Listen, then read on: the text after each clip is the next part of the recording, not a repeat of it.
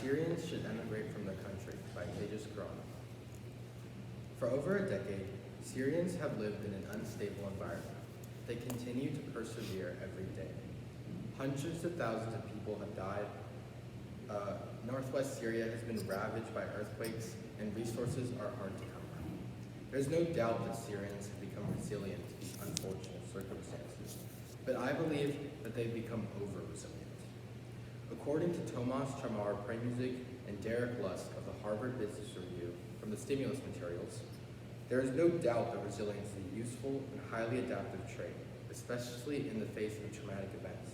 However, when taken too far, it may focus individuals on impossible goals and make them unnecessarily tolerant of unpleasant or counterproductive circumstances.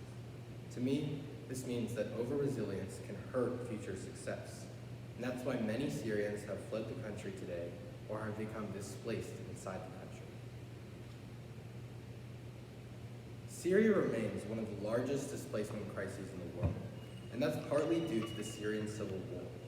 Michelle Bachelet, the 2021 the UN Human Rights Commissioner, reports that 350,000 identified individuals died from the war. This led to 6.8 million Syrians fleeing the country and 6.9 million Syrians being internally displaced.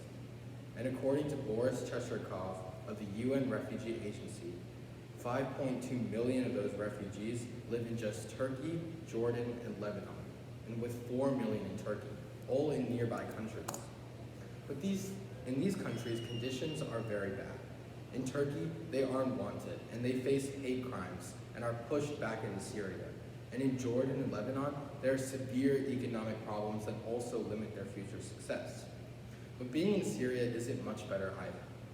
As the Human Rights Watch reports that all of these things still go on in Syria today, including humanity of extermination, murder, rape, or other forms of sexual violence, torture, and imprisonment in the context of its widespread and systematic detentions. Obviously, this means that Syrians need to travel much further than Syria or the neighboring countries nearby. Next, earthquakes have also long devastated Syrians throughout its history. Mohammed Reda Spinati, Ryan Derwich, and Mikhail Moody, all Syrian geology researchers, report that between 1365 BC and 1980, there were 181 historical earthquakes. The prolific amount of these earthquakes can be explained by the many faults that line Syria's borders, including the East Anatolian and Dead Sea fault systems. The most recent earthquake in February 2023 happened on the East Anatolian fault line, and that led to 300 earthquakes and 10,000 aftershocks in the following month. And the International Medical Corps finds that this earthquake led to 7,000 deaths, and the Syrian government flash appeal finds that an estimated 8.8 million people were affected. This adds 4.9 million people in an acute need of humanitarian aid. Speaking of humanitarian aid, resources have always been hard to come by in Syria's history, but now it's been made even worse by the war and earthquakes. The Syrian Arab Republic Humanitarian Needs Overview found that before the earthquake in December of 2022, 15.3 million out of the 22.1 million Syrians required humanitarian assistance. That's over 2/3 of people. And 4.1 million of those were in an extreme or catastrophic need of humanitarian assistance. Another reason for this terrible resource scarcity is due to climate change. Drought, low levels of water and rainfall, and higher temperature levels led to a water crisis just last year, where 52% of Syrians now rely on unsafe water, and there was a cholera outbreak in September of 2022.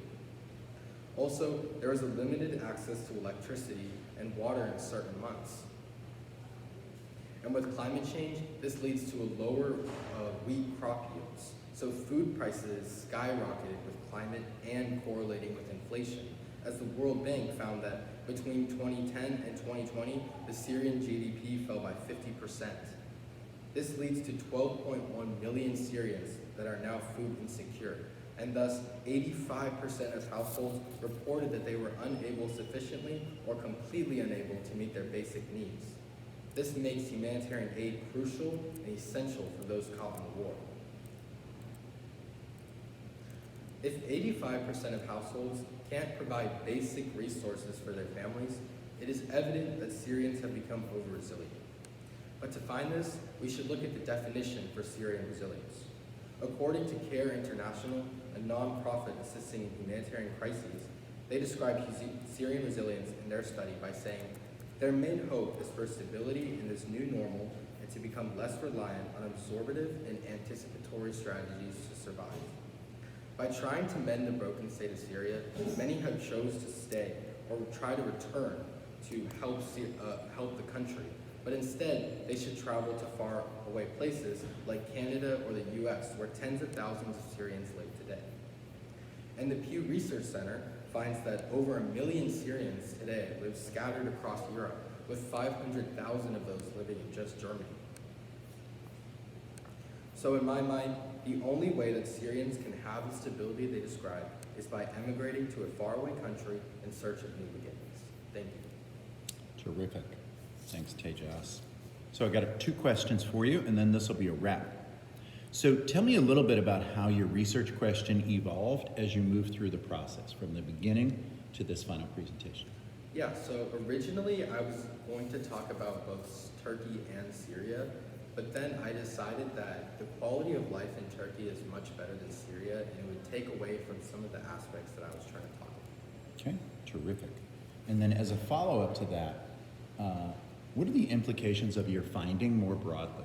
There are other countries that are struggling like Syria. Is your recommendation to those countries too? Yeah, it's the same thing. Like, I've done similar research on parts in these areas like Yemen and obviously Turkey, Lebanon, and Jordan. And they also suffer from economic problems and from violent attacks from other like religious sects. So my advice to them also is that these places don't allow many people to live up to their potential as needed, and that's why so many people have already fled the Middle East. Like I was talking about, almost 7 million people have already fled Syria.